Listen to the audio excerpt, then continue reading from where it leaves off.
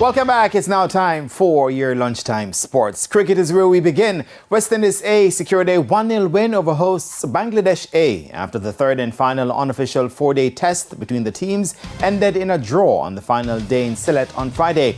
Resuming on 47 without loss in pursuit of an unlikely 461 for victory, Bangladesh A reached 306 for 4 in their second innings in the post-tea session when the game was called. Mahmudul Hassan Joy was left unbeaten on 114, while fellow opener Zakir Hassan made 43. Yasir Ali also made 67 and captain Saif Hassan 38 as Kevin Sinclair took 3 for 94 for Windies A. Akeem Jordan took the other wicket to fall. The result meant West Indies A took the three-match series 1-0, having won the second match. The first match had also ended in a draw. Some athletics news now. 2019 World Championship bronze medalist Rushell Clayton will be the first Jamaican in action at the Rome Diamond League meet in Florence in Italy this afternoon at Jamaica time. On the back of a season's best at 54.15 seconds in the 400-meter hurdles in Morocco at the last Diamond League meet, Clayton will face the likes of American Shamir Little and Dutch World and Olympic medalist Femke Bol in the event set for 1:04 p.m. Olympic and World Championship finalist Candice Mcleod will contest the women's 400 meters at 2:28 p.m. While 2011 world champion Yohan, who finished 6th at the Rabat meet in Morocco on Sunday, will once again line up in the men's 100 meters, where he faces world champion the American Fred Curley at 2:39 p.m. The meet is slated to begin at 1 p.m. To the courts we go now. The Denver Nuggets took a 1-0 lead in the NBA Best of 7 finals after strolling past the Miami Heat 104-93 in Game 1 of the series final on Thursday night at the Ball Arena in Denver. And they were led by a triple-double from talisman Nikola Jokic, who finished with 27 points, 14 assists and 10 rebounds.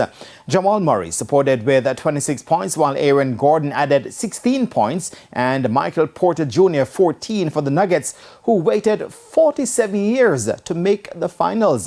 Bam Adebayo finished with 26 points and 13 rebounds for Miami, while Gabe Vincent supported with 19 and Jimmy Butler 13 points. Game 2 is in Denver on Sunday night.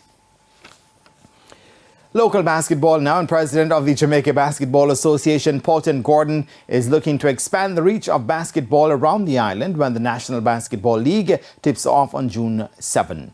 Gordon was speaking at the NBL launch at the Sports Development Foundation headquarters earlier this week. Gordon says they are looking to have matches in areas starved of competitive basketball. We're trying to move some of the games outside of the urban hubs that are quite familiar with basketball. So we'll be playing some of the games in Montego Bay, and we want to use Buckfield. And we think there's huge potential in St. Anne, St. Mary, and we want to carry high-level basketball into that space so that persons can become more familiar with the game and are more interested in participating in the game. The NBL resumes after a 3-year absence due to the COVID-19 pandemic, and Rohan Robinson, coach of defending champions St. George's Players, is looking to pick up where they left off. Paramount right now.